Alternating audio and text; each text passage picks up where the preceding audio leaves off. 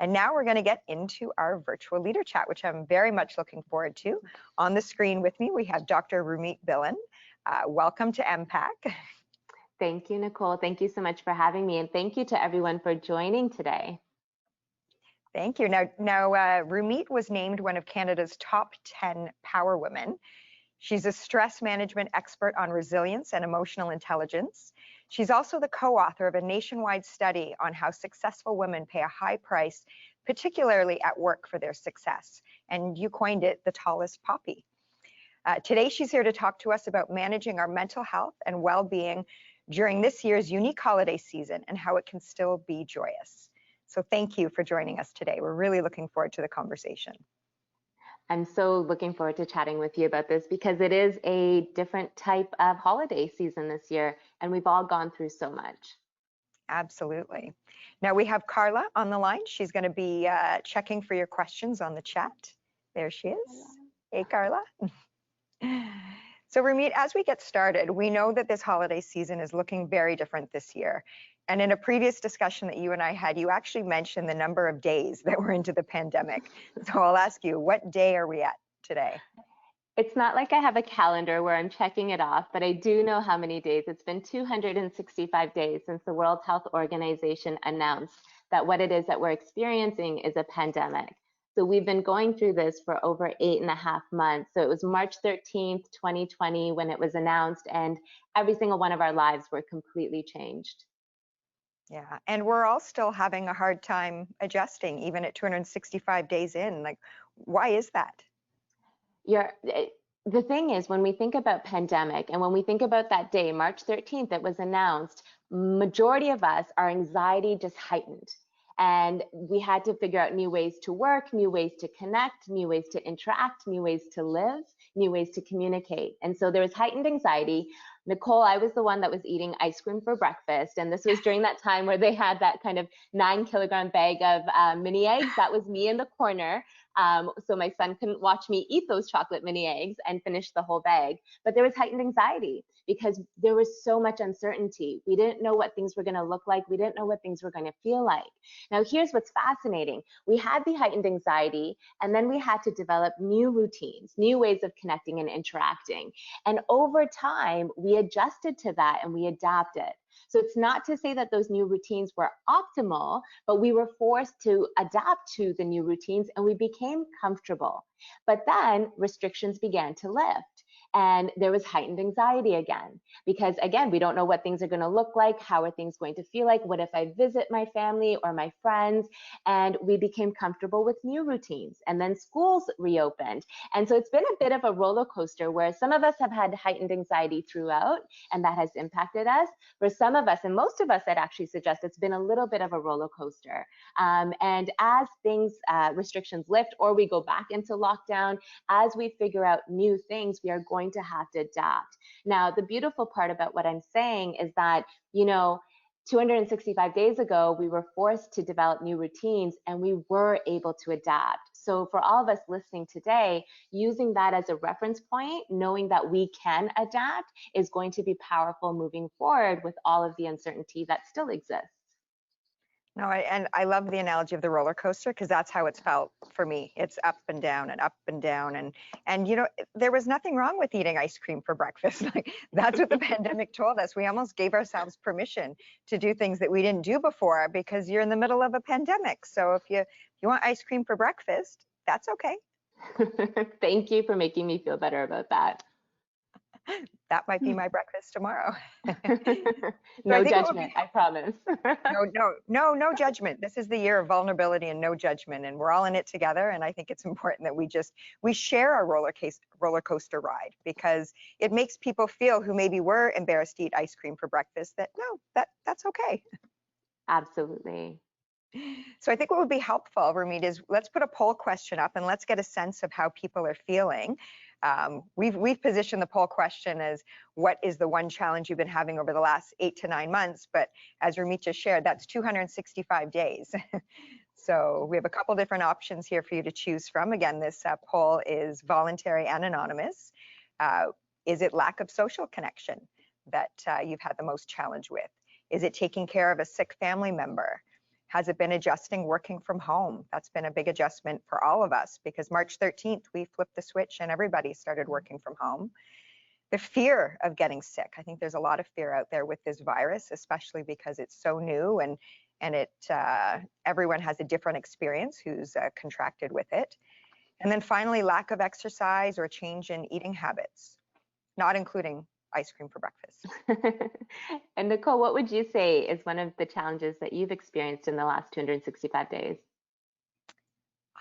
You know what?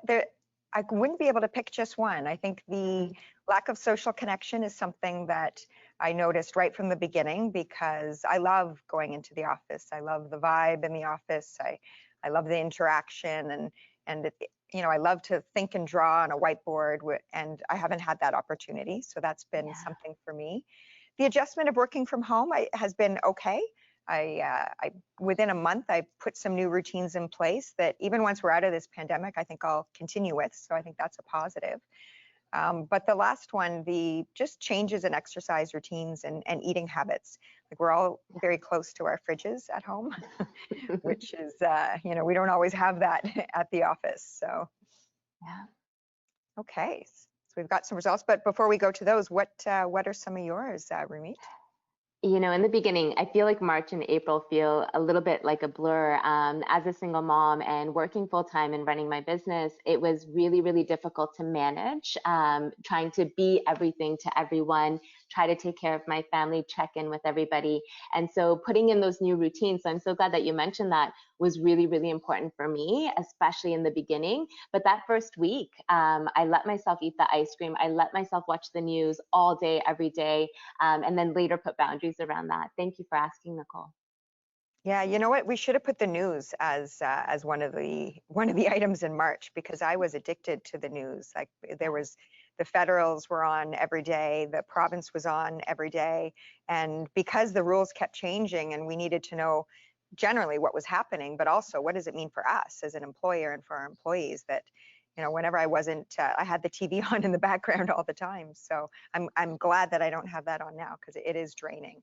What do you think about these responses here? I'm not surprised that lack of social connection is at the top. And when we think about social connection, what we want to think about, especially as it relates to the holidays, is connectedness.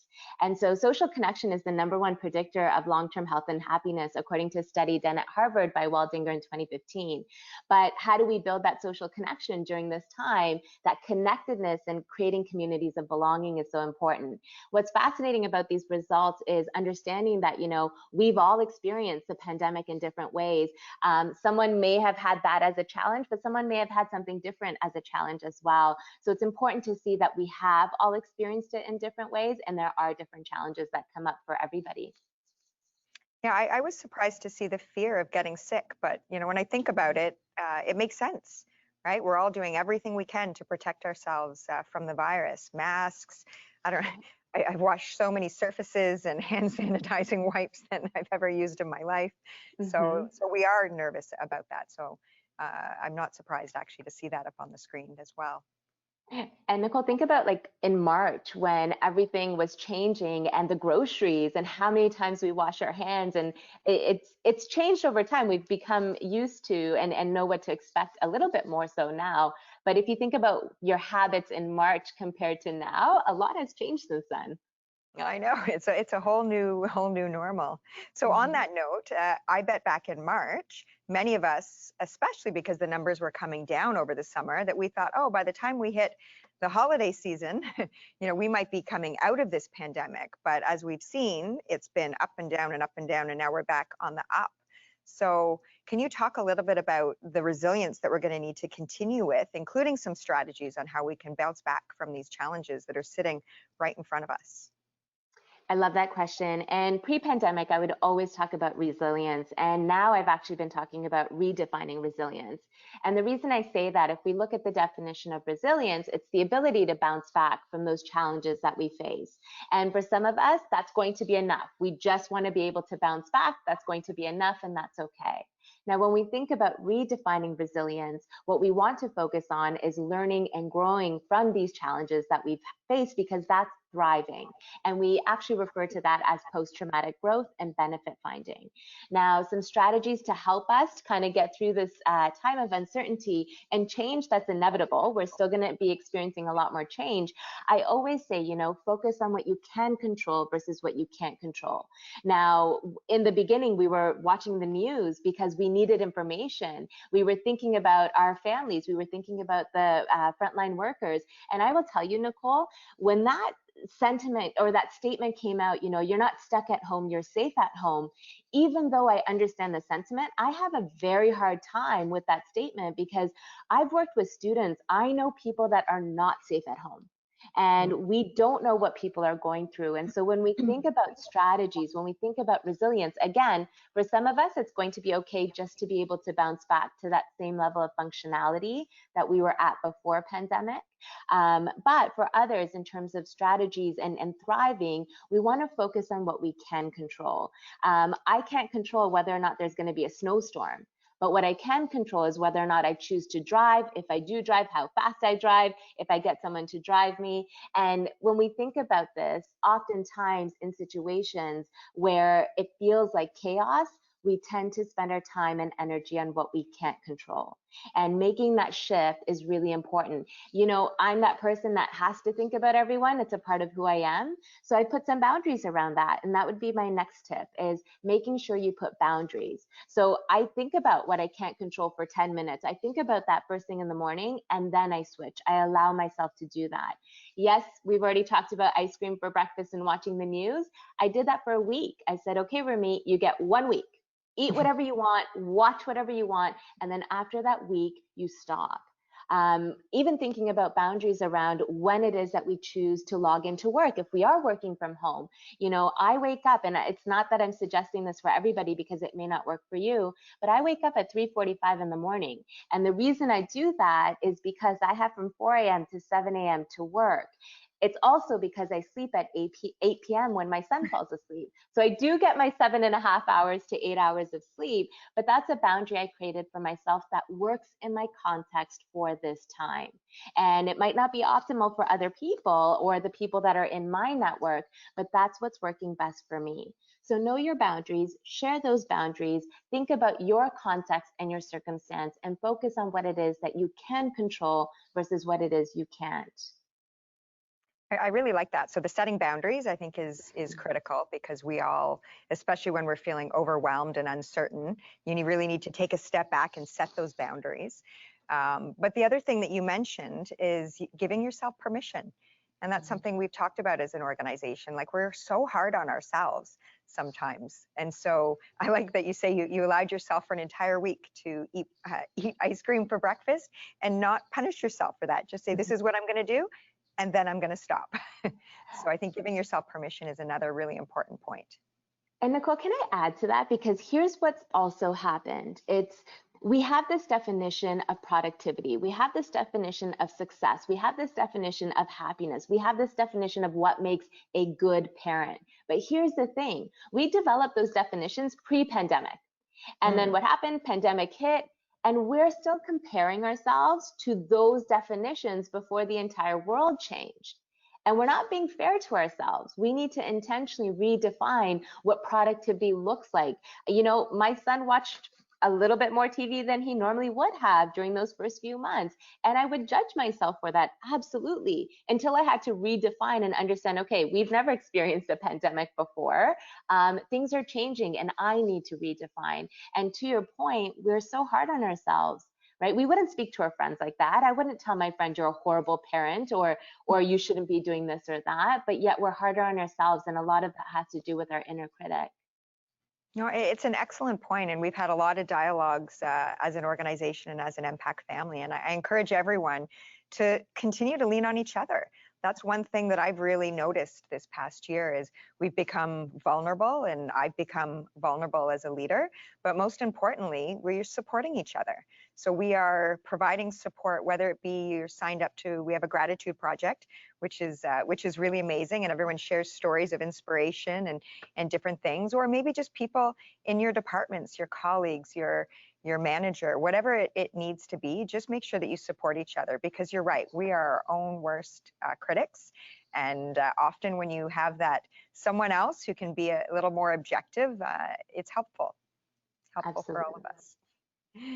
Now let's talk a little bit about the holiday season, which is coming upon us. And we all know everyone's got their different traditional family celebrations that they would normally do. But this year, in order to keep everyone safe, we know it's going to look a little bit different.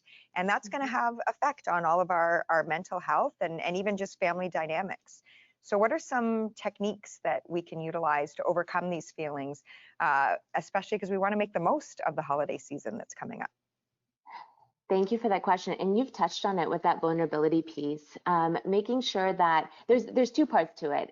It is about being vulnerable. If I'm missing someone, I want to share that with them. I want to share how much I care about them, and making sure we don't hold back in ways that are safe, obviously. But the other part of that also, because the holiday season is going to look so different, is catching the vulnerability of others. Right? So your family members that you're not able to see or connect with, we have opportunities, and it's within seconds, to create vulnerability loops. And what that allows us to do is earn trust. So making sure that we're listening when someone is telling us something that they're not comfortable with, but also listening to ourselves. It's going to be difficult, it's going to be tough, and it's not going to be easy. And hey, look, there are a few people that I'm glad I'm not going to see over the holidays that I would have had to see if this was any other year. And there are some people that I'm going to deeply, deeply miss. For me, what's important and a priority is to make sure that they know that I care, but in different ways, in ways that I keep them safe, myself and my family safe. But it is going to look and feel different. Be open, share, and also be open to receiving what other people are sharing, because again, that vulnerability loop. There's also this notion of, treat people like you want to be treated. And I've heard that said another way, where treat people how they want to be treated. Right? So some people may not want to share, and that's okay during this time. Make sure we're showing up as best as we can, making sure we're checking in with others, but also making sure that we're checking in with ourselves is going to be critical. No, that's really profound. Treat people how they would like to be treated. So really put yourself in their shoes, because everyone comes from a different perspective and a different circumstance. I think that's really, really important for us to recognize. Now, it's interesting. Yeah, we always talk about the holidays being joyous, but the holidays aren't always joyous for everyone, and in fact, they often provide anxiety and sadness. Sometimes people feel alone, they feel pressured to do family things that maybe they wouldn't want to do. They feel pressured with gifts, and you add the pandemic on top of that. How can one cope with these feelings during this time? The first thing I want to say, and it's very important, especially in my line of work, is, if you need it, please seek a mental health professional. Please seek a professional if you do need the help. Please know that you are not alone. You can visit the Canadian Mental Health Association website, the CAMH website, the Mental Health Commission of Canada website, many, many resources. Phone numbers. You are not alone. This time of year is difficult, whether you've lost someone. We know that 15% of Canadians experience the winter blues. We know roughly about 2% of Canadians experience seasonal affective disorder. So you add that on top of everything, and then the days are shorter. In the summer, we were able to go walk freely and be outside, and now with the winter, it is a little bit more difficult. So again, making sure you're checking in with yourself, seek help when you need it. Look for different outlets. So what do I mean by that? Usually we had outlets that we typically used, whether it was going to the gym or seeing specific friends, and we can't do that now. So within your circumstance and within your context, think about the outlets that you have, whether that's reading, whether that is, sitting by a window. And I know that may sound silly, but it's had a profound effect, being around nature. So Dr. Greg Wells talks about this, and he says, if you go for a walk for 15 minutes in nature without technology, you improve your problem solving by a yield of 300%. And Wow. that's powerful, right? So there are little things that we can do to cope, and movement is going to be a big thing. I want to also make a point about what I touched on earlier, where it is about focusing on what we can control. So thinking about things like movement. Maybe we don't go for 2-hour walks, but making sure we get those 15 minutes in. Nutrition, right? I mean, I'm one to talk. I just told you all about my ice cream habit that I had before, but thinking about, what am I going to eat when, and is it good for me? And then sleep. Now, I'll be the first to admit, like, in the last number of months, there was a time where I was waking up at 2 a.m. I know 3:45 sounds early. 2 a.m., that's just too early for me, right? But I was waking up at 2 a.m. and my sleep was impacted. And I had to develop a strategy really quick because I couldn't afford to be tired during the day. For me, a weighted blanket worked out really well. That may or may not work for you. And what I'm trying to get at is think about what is your pain point and then look at strategies in order to manage it. Because again, not focusing on what we can't control, but what are some things that we can put into place that we can control. No, that's excellent. And sharing with each other. I don't know, using your weighted blanket example, you probably spoke to someone and say, I'm having trouble sleeping. And they said, try a weighted blanket. So again, being able to lean on each other and actually ask these questions of pain points for people. Okay, so I think we have another poll question. Now, we've talked about how joyous the holidays are. We've also talked about how they can be stressful. So this question is asking everyone, when it comes to the holidays this year, are you very much looking forward to the holidays? Are you not looking forward to the holidays? Or are you somewhat looking forward to the holidays? And as this question is up, I also want to say that for some of us, we are going to be home and we're not going to go out. Making sure we take that time to rest and refocus and recharge versus doing more work all the time. Taking that time off, whether it's from screens, if you do have that time off, is going to be very important. I know that we're not going to have the events that we had last year, but think about and be intentional about what you're going to fill your time with instead.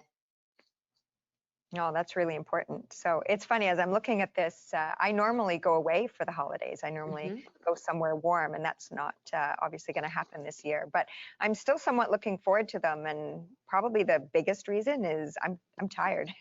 It's been a long year, and I always find, pandemic or not, I find this time of year you sort of push yourself right to the end. You're getting through all the year-end activities and year-end milestones, and I find as you get into December, you really, really crave some downtime. So I'm definitely looking forward to downtime, and I'm looking forward to maximizing what the holidays bring for me, albeit it'll be a little different. Absolutely. Thank you for sharing that. All right. Okay. So I most love people that. still are. Yeah.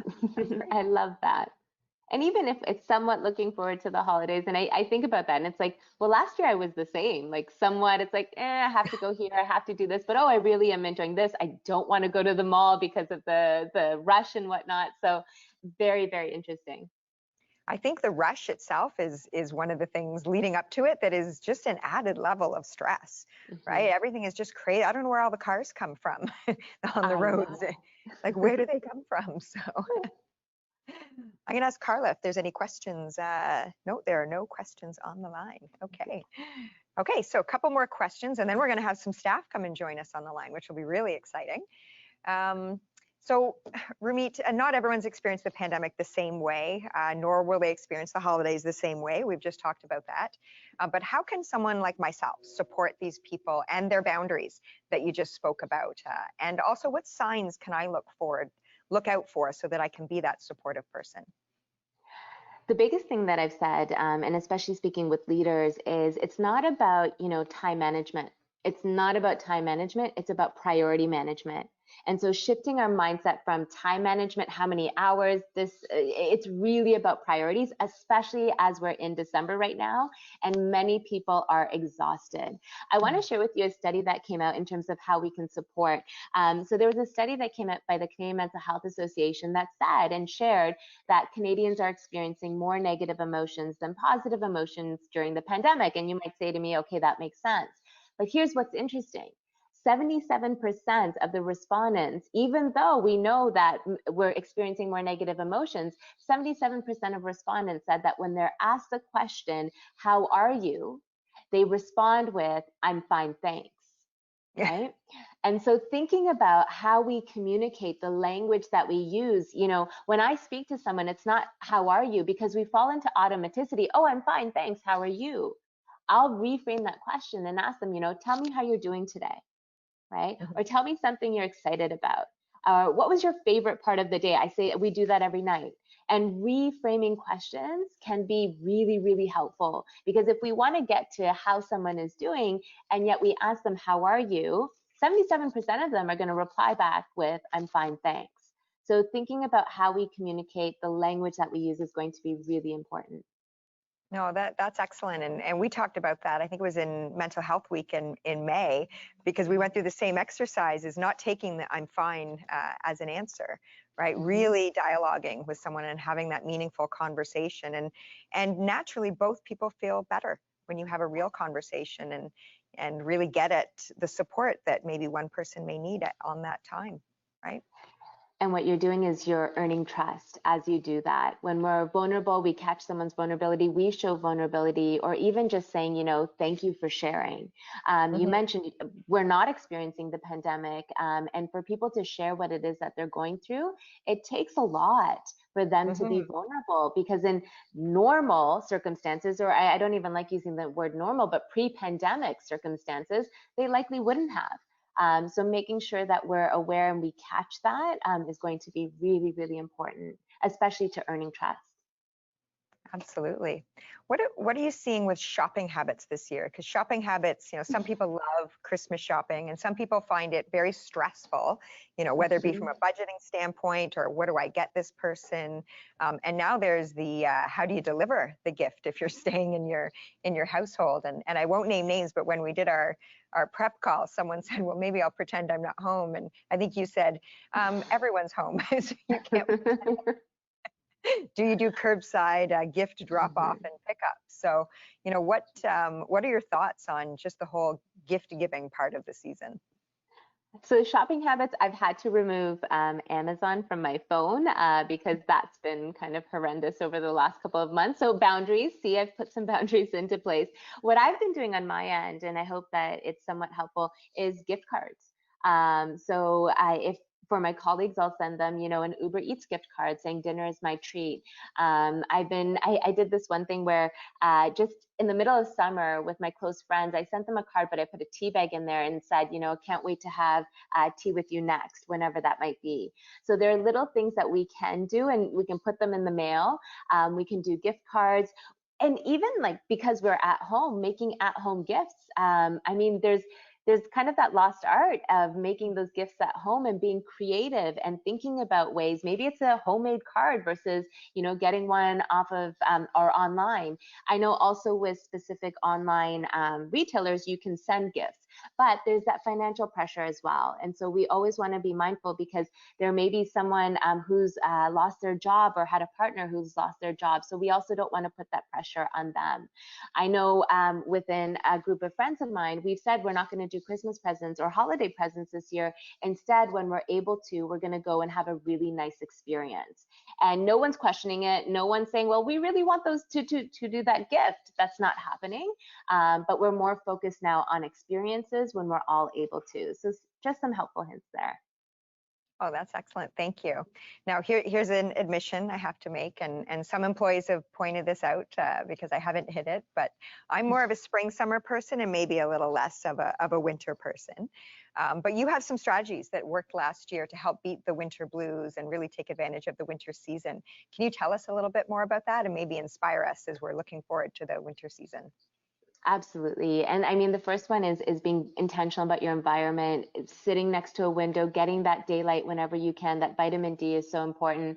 Nicole, am also not a winter person at all. I recently heard, there's no bad weather, just bad gear. So for me, I've invested in snow boots, not to be confused with snowshoes, because I've learned that the hard way. And for the first time ever, in my adult life, I've purchased snow pants. And so for me, it's okay, if I want to be outside, I need to be near nature. I need to prepare for that.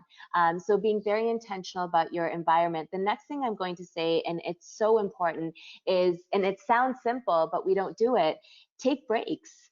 right? Oftentimes we think, I'm just going to work through lunch because I'll be more productive, I'll get more done. And actually, no, that's not the case. When we take those intentional 15-minute breaks, we are actually more productive when we get back to the task at hand. So taking breaks is so important. Also, in the morning, when we think about what's the first thing that we do when we wake up, oftentimes it's we check our phones versus checking in with ourselves. And we are going to have bad days. I mean, in the course of a week, there's a lot of great days, but we absolutely have one not so great day. Knowing that when we wake up in the morning, not every day is going to feel wonderful and great because the world's completely changed. And giving yourself that break and saying, okay, you know, today I'm just going to focus on this, but I'm going to give myself a break when it comes to everything else. That's going to be important too. Oh, absolutely. Giving yourself permission, because we're human. We're human and things take over. And I agree, taking a break, making sure that you're not doing the same thing over and over again. And, you know, for me, it was not bringing my laptop into the room where the TV was so I could watch the news, right? The laptop stays in the office, you know, and I can't have the news on all day. You know, another thing, like this pandemic year, 2020, you know, we've experienced a lot, but we've also experienced things such as racial injustice came to the forefront, and it came to the forefront for the world and also in a lot of the discussions that we've had here at MPAC. How can we manage those difficult conversations, whether it be in the holiday season at the dinner table with our colleagues or even within our own households? There's this, well, I'll first start off by saying there have been a lot of raw emotions over the last 265 days. Racial injustice, we can talk about anti-Asian racism, we can talk about xenophobia, we could talk about Black Lives Matters, we could talk about what's happened in our own backyard with Indigenous rights. There's a lot that's happened in the last 8.5 months and how we've interpreted and how we've experienced it. Now, there's a quote that I always use, always, and I love it. It's by Stephen Covey, and Covey says, "We see the world not as it is, but as we are." And so our past experiences, our mental models, our reference points influence how we view what's in front of us, how we view situations, how we view people. And so at that dinner table, you know, what you might think and feel may be very different than the person sitting next to you, whether that's 6 feet away or if it's in your same household. It may be very different, but understanding that, you know, they see the world based on their past experiences and their references. It's not about right or wrong. It's not about good or bad. It's not about yes or no, positive, negative. Sometimes we go like this. What it's actually about is understanding. Taking that step back, okay, what experiences have influenced how I view what's in front of me? What experiences may have influenced what they view in front of them? And seeking understanding and shared meaning is important. And there are going to be situations where you just have to agree to disagree, and that's okay, right? Because we all have our own opinions, whether they're validated or not, whether they're right or wrong, we have our opinions. And it's up to us to decide how we react to the opinions of others. And I always go back to this point of, you know, I strongly believe that we're all doing the best that we can with what we have. With what we have is the variable. With what I have, with what you have, the knowledge, the experiences, that's the variable. But I do believe that people try to do the best that they can with what they have. And when we walk into those dinners or those conversations with that intention, it's more, it allows us to seek understanding a bit more than, okay, we're not going to agree and I'm going to go to head because you're wrong and I'm right. Let's get to understanding. Let's get to dialogue, because that's where we can actually shift perspective. No, that's really profound. And, you know, seeing the world as we are, I think is really a profound statement. And one of the dialogues we've had at some of the diversity and inclusion project team meetings is lived experiences. These lived experiences, they shape us and they shape how we see the world. And it's really important to recognize that. So I think that's a really, really important point. So thank you for sharing that. Now we have some employees from across the province who have decided to join the VLC and ask questions directly to you. So I'm going to ask them all to come on the screen at the same time and introduce yourself and ask your questions. So welcome. I love being able to see people I haven't seen in a long time. So yay. So, hello everyone. My name is Cosette Kazarian. I'm the communication specialist with valuation assessment standards in the Pickering office. And my question for Dr. Billan is, What are some things people can do to still feel connected with their loved ones when they can't see them in person? I love that. And it goes back to when we did the poll, that idea of social connection and the lack of social connection. And so I've done some research in this area. And when we think about social connection, it's actually connected to connectedness. And when we look at the definition of that, that really brings out this idea of belonging. And so when I work with organizations, I always say, you know, how are we intentionally creating communities of belonging? How are we facilitating that belonging? The fact that this is the 58th chat during this time, this itself is facilitating belonging. So when we think about our loved ones, when we think about our friends and our family members, the question for us becomes, okay, I can't see you in person, but what am I going to do, and how am I going to make you feel like you belong? You belong in our family, you belong as a part of my friend circle. Maybe I'm gonna send you something, or I'll send you a note that I'm thinking about you, I'll check in with you. It's really about, how do I create a community of belonging? Maybe it's a WhatsApp group chat. Whatever it looks and feels like to you, that's what's going to be important. Well, that's great. Thank you.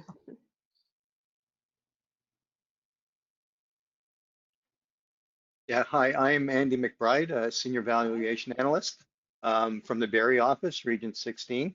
And my question would be, what are your thoughts on people opening up about their own mental health issues and a journey on social media in order to help other people that may be struggling?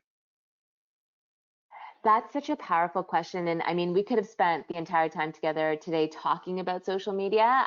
There is a dark side to social media where we know that it can impact the mental health of individuals. But what it sounds like in terms of your question is that it's the social media piece is being used to educate, which I think is really powerful, and can also be used as a tool to show vulnerability and allow others to feel comfortable to share what they might go through and to not feel alone. So I think social media is incredibly powerful if used and managed properly and appropriately. There are social media platforms that I just don't have altogether, and that's because I'm setting those boundaries. And I know if I had them, I'd be on it all day, right? And that's not good for my mental health, for my productivity, and what I want to achieve. But there are platforms I use, and I think this is a great question, because if I can share some of my vulnerability, if I can share some of my experiences, it might just be helpful to someone else. And if it's used in a way to educate, I think that's incredibly powerful. Yeah, thank you. Yeah, we've noticed that mental health is definitely a very lonely place for a lot of people. So it's good if they can find some sort of people struggling with the same thing that makes them not feel so much alone anymore, that there's hope. Yes, thank you, Andy, for that. And there's also many mental health organizations sharing resources online, which I think is incredibly powerful as well. Yeah, absolutely. Thank you. Well, thanks, Thank you. Andy. Hello, everyone. My name is Scott Robinson, Property Valuation Analyst from the Hamilton office. And Dr. Rumeet, my question is, how do you overcome the feelings of guilt when it comes to saying, no, you can't come over, when those relatives and friends are insistent?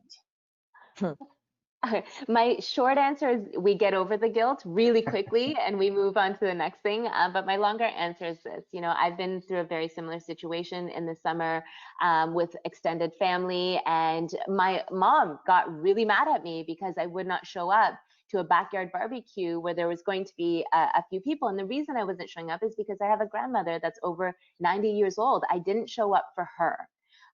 So I said, like, you can be mad at me all you want. And actually now I'm mad at all of you for doing this because you're putting her health at risk.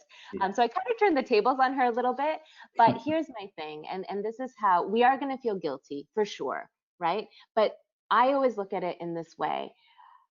I'm doing that because I'm trying to protect the health of those that I love.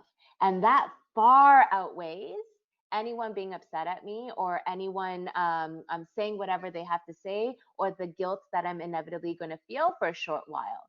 Me protecting and being protective of other people's health, because guess what? How am I going to feel if I knew that I went there and I was asymptomatic and I made someone sick?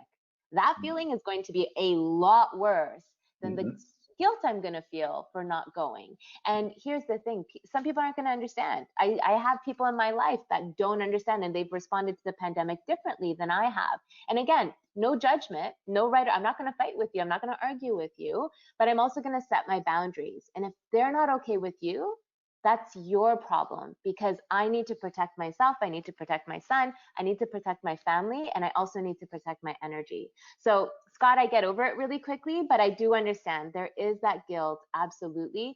But if all parties understand that your intention, and we share that intention, that's key, because oftentimes we don't, we just judge on behavior versus intention. Sharing the intention of, you know, I'm not showing up because I really care about you. And you know what? If you want to be mad at me, you can be mad at me. That's fine. But I don't want to see you in a hospital. Mm-hmm. And that means more to me than anything else. Yeah. Oh, that's great. Thank you. Thank you for the question. Those were great questions. Thank you, everyone. It was good to see you. Yeah, nice to see you. Thank you. So Rumeet, I'm going to ask you a question that you and I are a little bit differing on, and you're the expert and have the doctor in your name, and I don't. But I've always used the term wellness, and I've always thought of wellness as being this holistic, all-encompassing. But you use the term well-being. So maybe you could share with me why you use that term, and maybe it'll change my mind. And if you want to use wellness, that's okay too, because I know your intention is in the right place. Your intention is that, wellness incorporates mental, physical, and emotional health. And some people talk about spiritual health as well. When we look at the difference between wellness and wellness programs versus well-being and well-being programs, wellness typically focuses on physical health, whereas well-being is known to focus on the emotional, mental, and physical health. I mean, if your intention is that holistic piece, it's just a game of semantics at that point. But when we think about wellness strategies versus well-being strategies, we want to understand that it can be misunderstood, because oftentimes people connect wellness to physical and well-being to the mental, emotional, and physical. Okay, yeah, I hadn't heard that before. So one of the statements and guiding principles we came up with right from the beginning of this pandemic was threefold. And the first one was the health, safety, and wellness of our employees is our top priority. So who knows, maybe interchangeably, sometimes we'll use wellness and sometimes we'll use well-being. But you're right, when my definition of wellness was the more holistic, it was physical, but also spiritual, mental, everything else that goes along with it. So community. So anyway, well, maybe we'll change it up a little bit, but as long as it has the same intent. Exactly. Your intention is in a beautiful space. I also want to talk to you a little bit about self-care. I'm a big believer in self-care. Many of the employees across the province have heard me say, win the morning, win the day. They know that self-care is really important for me. But some people, they don't celebrate the holidays and use the time to rest and to recharge. So what are some simple ways that you can take care of yourself and really get that self-care in the holiday season? And that's such a good question, because our circumstances are all different.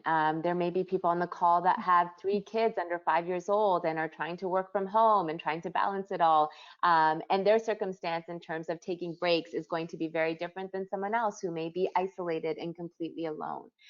So what we talked about earlier, being intentional about what we're filling our time with, and I mean, if binging or binge watching on Netflix is a part of your self-care routine, there's no judgment there. If that's what allows you to rest and recharge, that works for you. But again, just being intentional about what you're filling your time with, whether it's reading a book, whether it's connecting with yourself, listening to music, going out in the snow, going for a long drive if you want to or if you can, looking at things that work best for you. It's interesting because when we think about self-care, when we think about stress management, there isn't one thing that I can say to everybody and it's going to resonate with everybody, because our context and our circumstances are so different. So being intentional about it, making sure you're taking time for yourself. I shared, I wake up ridiculously early. Am I going to continue doing that after pandemic? Maybe not, likely not.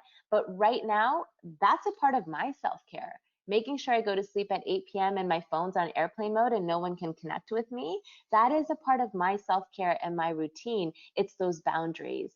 So again, focusing on what works best for you in your context, in your circumstance.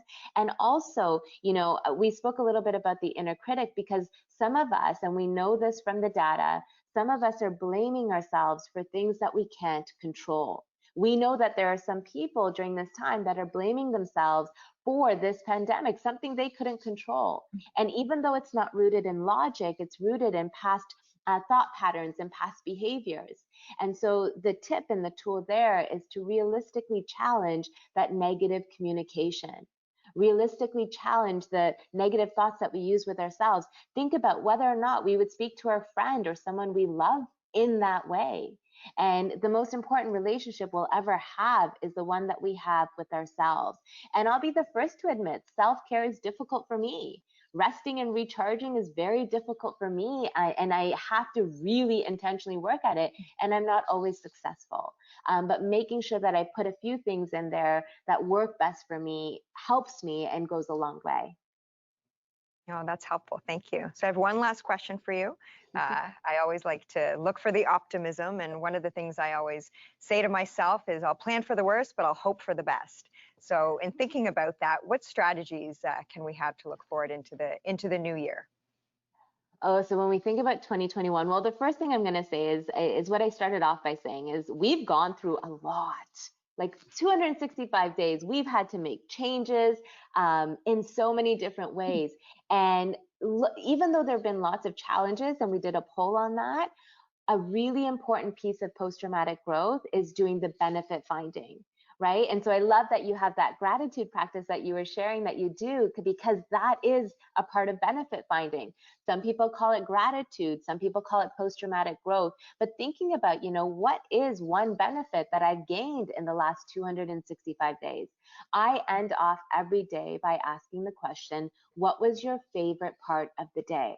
And the reason I do that is because that's engaging in benefit finding. So when we think about 2021, reflect back on the year and really, we need to acknowledge that we got through this. It might not have been optimal, but we were able to adapt. We were able to adjust so that any change that comes in 2021, we already know that we can do it.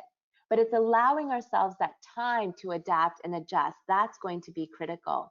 And I also, when we think about 2021, so many people are saying, oh, I can't wait for this year to be over, with this underlying premise that 2021 is going to be significantly better.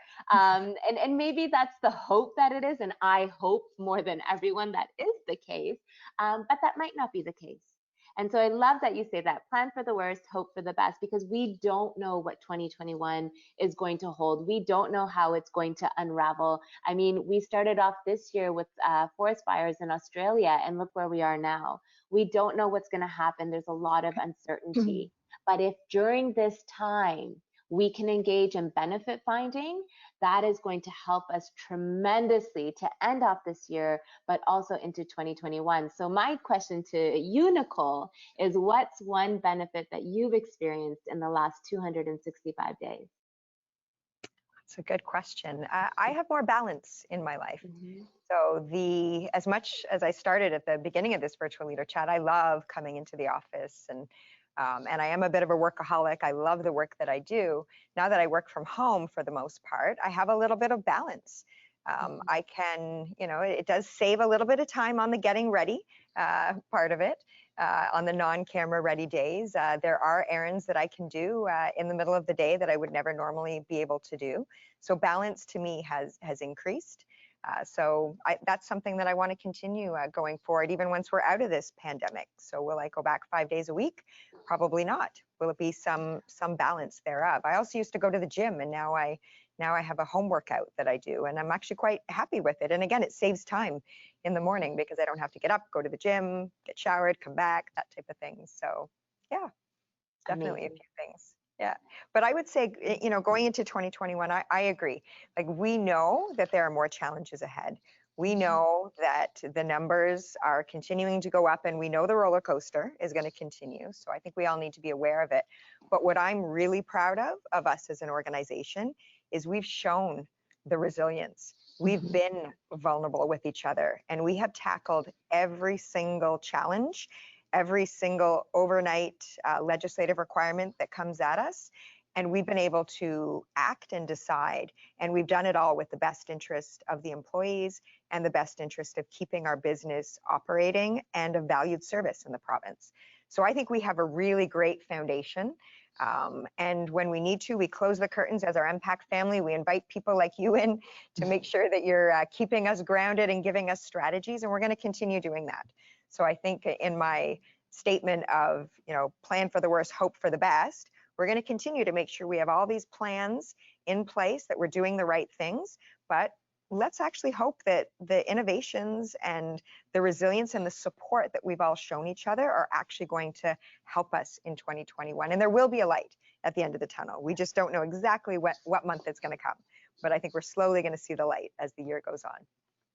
I completely agree, and I couldn't have said it better myself. Thank you, Nicole, for having me today. Oh, thank you. It's been a pleasure. Thank you so much. It's lovely to meet you and lovely to have this conversation with you. And I know our employees very much enjoyed it, and hopefully we'll be able to see you again. Thank you.